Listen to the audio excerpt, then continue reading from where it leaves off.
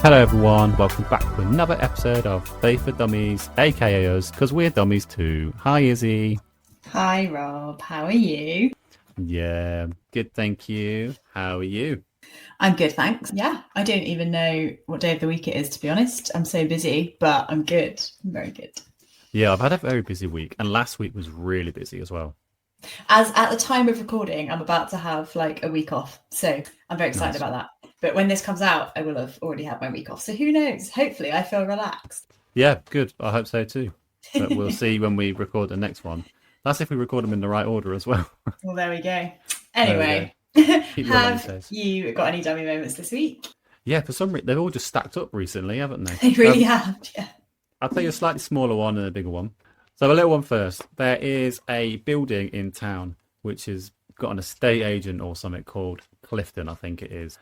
And so I was chatting to someone and they were saying, "Oh, I wonder what's going to go in there." And I was like, "It's going to be the card shop, isn't it?" And they were like, "No, you're thinking of Clinton Cards. It's Clifton, the estate agents." And I was like, "Oh, yeah, that's silly, isn't it?" But the logos surprisingly look quite similar. I'm not sure I would have remembered that it was Clinton Cards, to be honest. Well, neither did I. I thought it was Clifton Cards. What's your bigger dummy moment? A bigger moment is I went to Birmingham recently for one of my previous young people's baptism, and they did all the testimony and declarations inside, and then they went outside for the actual dunking bit. And I was one of the last ones, not quite the last, but one of the last to leave the school hall. I met a school, and I just thought I was going to nip to a loop very quickly. What are the chances of this young person being first? So came out and then was like walking towards the crowd thinking I've got all the time in the world, and I see her dad kind of through the crowd bring her back up out of the water. I'm like, oh no. Have I just driven all the way to, well, got a lift, thanks Hannah, all the way to Birmingham for this baptism and then missed it? Just to completely miss it. And I was like, oh, I get it. I mean, I felt better because when the next three people then went to get baptized, I was like, I could barely see anything anyway. Like, it was quite a small baptism pool, so they had to like crouch down anyway. And I heard a testimony. It was really good. It was really nice to kind of see that carry on and her flourish at university, and you know, to be able to play a tiny bit of part in her journey has been really good. So, but yeah, that's my silly dummy moment. Nice. I believe you have one as well, right? I have such a dummy moment, and I thought I'd already shared it. So if I've already shared it, maybe we'll edit this out. Basically, I ordered some shoes to try on. I'm getting married next year, and I was trying to get ahead of the game, try on some shoes. Hang on a minute. You're getting married next year? Oh yeah, you've heard a lot about it, Rob. Anyway, ordered these shoes from a website that I don't use very often. And I was like, where are they? They're taking ages and ages. And I got a message saying they've been delivered. And I was like, no, they haven't. And there was a picture. And I recognized the doorway of the picture. And it turns out I'd ordered it to my parents' house. However, I hadn't just ordered it to my parents' house. By the way, I live like 3.5 hours away from my parents. I hadn't just ordered it to my parents' house. I'd ordered it to my parents' old house. Oh, so, wow. Some poor, unfortunate person had received a box of shoes. And then, even more dumb, they hadn't just delivered it to my parents' old house. They had delivered it to the neighbours because the people weren't in. So I had to call my dad, who is a very, very kind and patient man. And he called my old neighbour, and sent him to go and pick them up. Basically, my dad travelled into the city to go and pick up my shoes. And then it gets worse because the next day, the second half of the package arrived. So my dad travelled into the city twice to go and get a pair of shoes that I didn't even think I was going to keep. I just wanted to try them on. So I felt very dumb in that moment. Yeah. Wow. I mean, we messaged before to be like, here's my dummy moment. It's about ordering something to the wrong house. And I thought, oh, that's pretty silly. Ordering it to your old house where you currently live. But no, your parents' old house as well. Yeah. So that house was like 5 houses ago that I lived in. So Wow. check your delivery address, folks. So how long ago did they move as well? They moved in like 2021. Yeah, there's no excuse for that, really. Oh dear. Yeah, I'm just So- glad that the neighbours were still there that we knew. I That do is things good. like that all the time. That's why we call this podcast Faithful Dummies, because I do dumb stuff like that Yes. all the time. Oh, anyway, Anyway. what are we talking about today, Rob? Well, today we are talking about discipleship. Ooh, what a Christian word. Ooh, big word. Yeah. We even wrote, didn't we, like define it, because that is a very Christian word. Absolutely. It really is. Yeah. Yeah. How would you define it? Good question.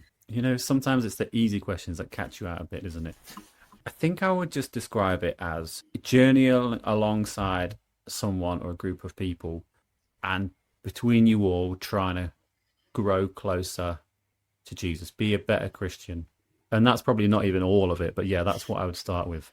What about you? Yeah, I think being a disciple is being a follower of Jesus, and not just someone who believes in Jesus, an actual follower of Jesus. So there's kind of an active, being a disciple is an active thing. And so when we talk about discipleship, there's a few different things that we mean, which we'll talk about in a second. But really, yeah, like Rob said, like the way in which we journey with Jesus to become more like him and to learn more about how to follow him. And often when we talk about discipleship in churches, we're talking about doing that with other people. So obviously you can have a relationship with Jesus on your own, but we're generally talking about doing that alongside other people. And we just wanted to have a bit of a chat today about what that means, what that could look like in your church, and maybe how you could seek out a discipleship relationship if that's something that you want. Yeah, absolutely. And I think as youth leaders as well, but for churches, we're trying to do that as best as we possibly can, really, with the youth groups that we work with, the young people that we see, and maybe to an extent think that we're not bad at it, and that's why we're in this position to try and serve young people, serve Jesus, and trying to not blow my own trumpet, but that's kind of why I'm doing what I'm doing, because that's what I believe in, really. Yeah, it's a big part of what we do in terms of being discipled and discipling other people.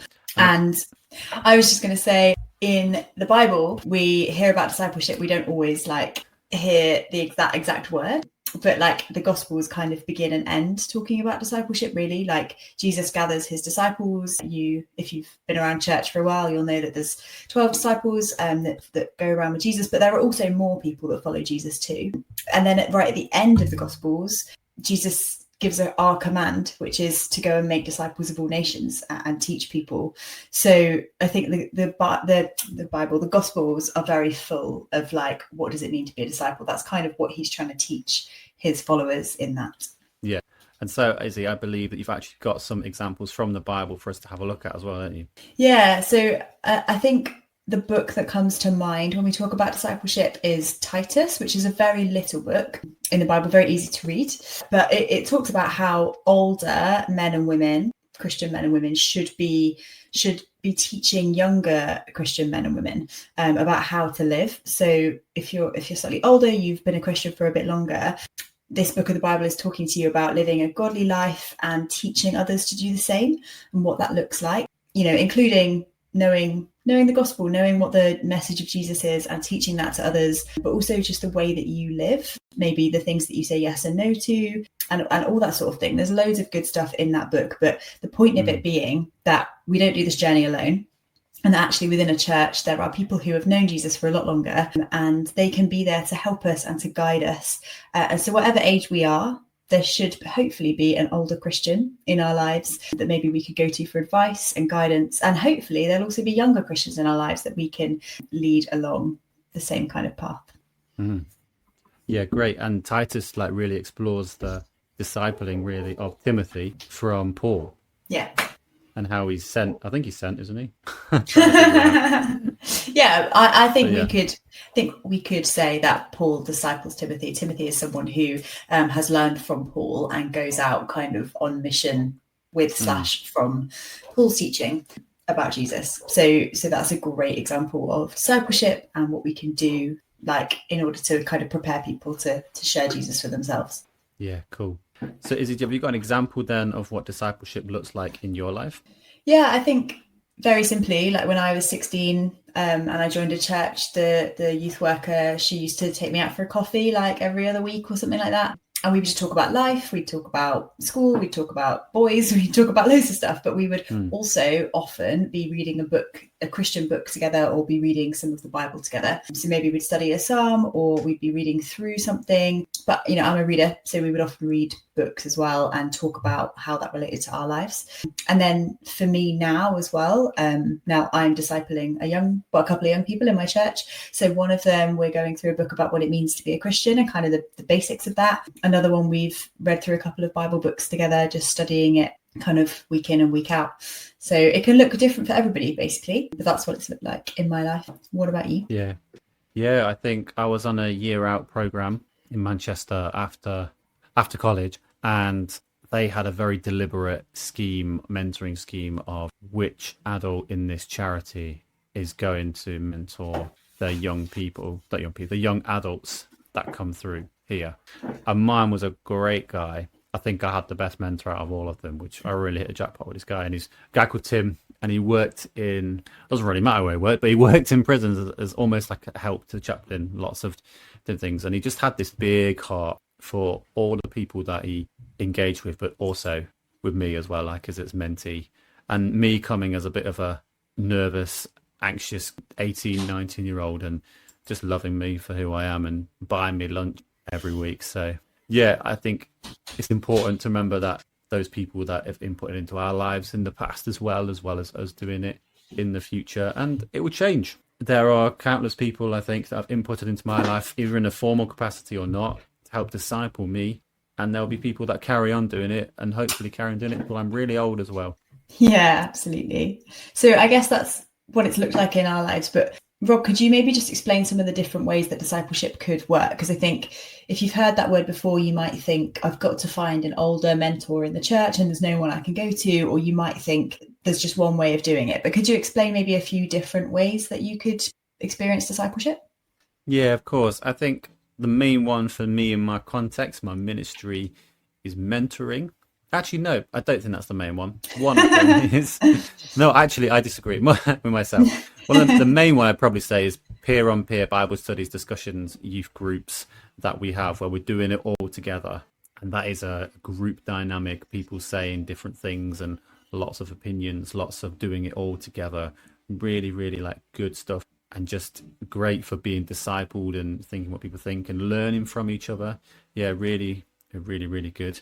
The other one that I just mentioned, which isn't the main one, is mentoring. But my church, my youth ministry, we do offer a mentoring scheme, which is kind of taken off slowly, and I'm actually struggling to get adults to be mentors to help me now. But if a young person wants a mentor, I will sign them up with an adult who I think will be well suited to them. And I have these little cards, which Izzie can see, and you guys can hear, and a digital version of them as well. And it's got prompts on it which say, feel free to use these or completely disregard this for whatever's helpful. But I probably should say how we do it. We do it generally as one mentor, being adult, and one mentee, a young person, meet up in a cafe generally over a hot drink, roughly an hour a month. And that's kind of the context environment that we do. And it's an opt-in for the young person's benefit. But it's got questions that I've written on it that are about life in general, about God, about family, about school. And right at the bottom here, it says, how can I pray for you? And sometimes I don't even use this at all, but I make sure that every mentor and mentee gets one. And yeah, just kind of a tool to kind of think, what would really help these young people be a better disciple of Jesus in their faith journeys, in their family lives at home? How are they? A big one that I kind of come back to is, how are you finding reading the Bible at the moment? How are you finding praying at the moment? And stuff like that. And stuff where they can tell me stuff and not feel judged as much as possible. And I've just formally finished mentoring someone who's just dashed off to university now and is just kind of thriving there. And at the end of it, he wrote me a card about how impactful it's been. And it's just a reminder, really, that mentoring and discipleship benefits the person having it, obviously, but I've also felt blessed in mentoring someone as well. Another important thing in discipleship is you want to make sure that you've got good friendships, strong friendships around you, that you can challenge people and they can challenge you in a loving way, which is going to help you and help them be closer to Jesus, be better disciples. There's a Bible verse in Proverbs 27. It says, as iron sharpens iron, so one person sharpens another. And it is really appropriate in this context. But if someone random kind of said something quite a little bit almost attacking to you, you might feel offended and attacked. But if someone who loves you and loves Jesus says this to you, you know that they're coming about it at the right place in love, and how you can both be better off as a result of it, and the other way around as well. Yeah, Izzie, absolutely. Izzie, do you have any more examples? Yeah, I think the only other thing I would add would just be that discipleship doesn't have to be formal. So I think some of those things like the one-on-one mentoring or the peer-to-peer kind of Bible study time, so maybe youth group or whatever, is kind of a formal thing. It's usually like planned in, and there's, you know, often 1,000,001 safeguarding rules you have to follow and all that kind of thing. Mm-hmm. But discipleship can also just be living alongside one another. So if you think about Jesus's disciples, they were probably, you know, young, they were probably teenagers, young guys just living their lives, following Jesus, but Jesus wasn't always there. And especially when Jesus left them, you know, they were carrying on, like Peter started the first church. And I think it's just that kind of, we can walk alongside one another, discipling each other as we go. And that means encouraging one another, challenging one another, teaching one another, using the Bible to try and help one another live for God in our daily lives as well. So, Rob, just very practically again, if I was a teenager in your youth group, how should I try and find a mentor or a discipler? You know, who should I ask? How should I ask? That kind of thing.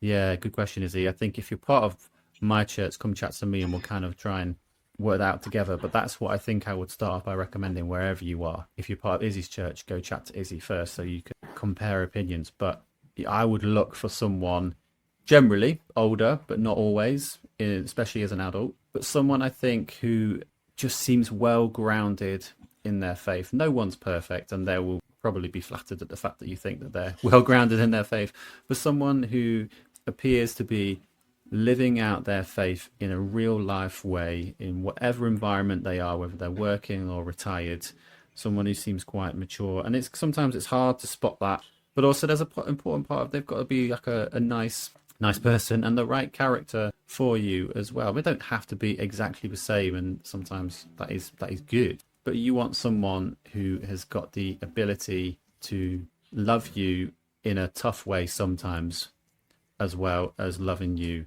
in general. Yeah. Do you have much to add to that? No, I think I would just agree. I think in the past, when I've been an adult and asked for a mentor or a discipler or whatever, I've tried to ask people that have lives that I would like to emulate.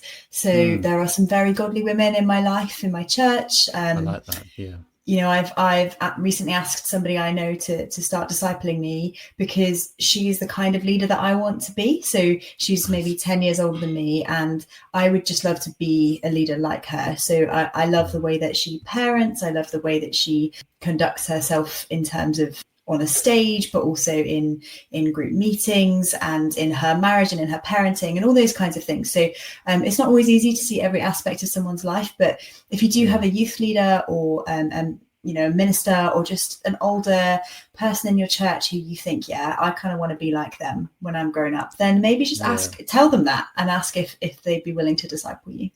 Yeah, that's great. I'm pretty sure your person who's discipling and mentoring you listens to this podcast, so she'll hear you say these wonderful things about her. I totally forgot that. Okay, well, if you're listening, you know who you are, and that's how I feel. It has gone bright red. No, you haven't. Okay. Yeah. In terms of what to expect from discipleship, like, what do you think a young person should expect? Like, you know, like if you've had a few discipleship meetings and you're like, is this what discipleship is? Like, what do you think? We've kind of talked around it a bit, but what can I expect from that? Yeah, good question. I think expect some tough questions and some loving responses. And if they're not loving enough, then you can question whether you think they might be the right mentor for you. But anyone who wants the best for you, wants to support you and encourage you and keep you going, is not going to condemn you for that, really. And hopefully you can expect someone to pray at least for you, hopefully pray with you at various points and to keep you going. My mentoring scheme with work at church has got ways that they can keep in touch and ask them how things are going, and save most of it for the meetups, but also just check in of how an audition went, for example, or how an interview to uni went or something like that. So yeah, What about you, Izzie? What can you expect? Yeah, I agree. I think it's someone who can love you, and Mm. sometimes that means tough love. One of the young people that I'm discipling and have done for a little while now, I'm sure she would agree that sometimes it's tough love. But actually, I've been discipling her for a while. I've known her for a long time, and I know her really well, and she knows me really well. So most of the time, we're just studying the Bible together, talking about what it means. Maybe I'm praying for her. We're talking about life situations, ups and downs, and that's the most of it. But very occasionally, maybe she'd ask for advice, or maybe I would kind of challenge something in her life. And that's happening to me as well. When I'm being discipled, I'm being challenged on stuff. In fact, I won't share her information, but from my discipleship with somebody recently, I was challenged about something to do with my phone. So she challenged me on how much I'm on my phone. And when she challenged me, I was like, ugh, yeah, okay. And you know that feeling when someone challenges you, you're like, I don't want to hear You're this. right. Yeah. But actually, deep down, you're like, yes, I know you're right. And I'm grumpy because you're right. And actually, the next time I saw her, I'd been thinking about it a lot, and I'd spent a bit of time away from my phone in the time in between. And it really challenged me. And it meant that I sat through an entire day without being on my phone. And I could really see the benefit of that, and just how addicted I had become. And how much that was affecting people around me. So I think her challenge in the moment was not fun. But actually afterwards, I really, really realised, and I've had bigger challenges than that from mentors in the past, and I've made changes in my life that have changed me for the good. So absolutely be prepared to be challenged. But that's probably a small part of what's going to happen, because you're also going to be encouraged. You're going to be taught something. The only other piece of advice actually I would give is figure out maybe what it is that you want from discipleship. So if you want to learn more about your Bible, or if you want to learn how to pray more confidently, maybe you want to specifically learn about the Holy Spirit, or about prophecy, or about a particular thing about Jesus, then maybe speak about that with your mentor and say, I'd love if you could find a Bible study for us to do. I'd love if you could teach me how to pray. I'd love if you could help me learn how to play guitar, because I want to lead in the worship band, whatever it might be. It's okay to be really specific as well, because then you can go on that journey together. Yeah, that's really cool. One thing that you just reminded me of this, my wife used to be one of my mentors in for one of my young people, and one of the things that she used to say to her was, I want you to have a think for next time and come with something prepared that you want to look at, that you want to talk about specifically, that's going to help or be interesting, at least. And that could be passage of scripture, or it could be a specific situation, scenario, whatever, and really kind of go into that. And I've actually said, Adele, that's a great idea. I'm totally going to use that, and I'll give you all the credit. But yeah, and I do that every now and again for the people that I mentor as well. I just find it useful, find it good. Yeah, absolutely. Great. Well, I think there's loads more we could say about it. And if you are in my church or in Rob's church, or if you have a youth leader or minister at your church, then do ask them about discipleship. Ask them what it could look like for you. Or if you've been a Christian for a while and maybe you feel like you want to disciple somebody else, then the same principles apply. If there's a younger Christian that you really think you get on with, and maybe you could spend some time in the Bible and praying together, then maybe just ask if that's something that they would like as well. I don't know many people who would say no to somebody wanting to walk with them in their journey with Jesus. Yeah, really brilliant. I think it's something that as well comes very naturally to a lot of us in our everyday life that you mentioned earlier.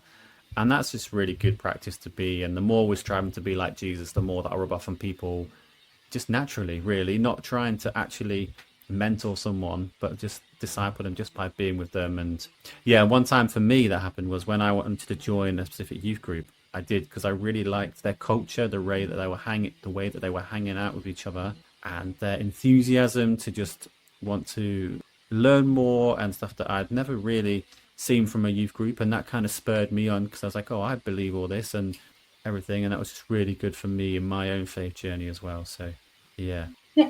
Great. Well, if you guys have any more questions about mentoring discipleship and you know us in person, feel free to ask us or send us an email, or comment on this podcast or whatever. But yeah, we would love to keep talking about this stuff. Rob, absolutely. What are we looking at next week? Next week, I feel like you're asking me that because you don't know what the answer is to. Yeah, but next week, yeah. Caught you. Next week, I'm interviewing our friend Adam, and we are talking about the rapture Ooh. Yeah, Exciting. Well, there you go. get ready for that one. It is very good. It is a very good interview. It's just it's a heavy topic, isn't it? But it is good, and you will. It's a heavy topic, but Adam is great, so I'm sure it'll be absolutely brilliant. And explains it. Oh, we're getting spoilers, aren't we? But he explains it in such a good way, doesn't he? So yeah, absolutely cool. Well, I'll see you and Adam next week then, Rob. See you next week. Bye, Izzie. Bye, everyone. Bye. Bye.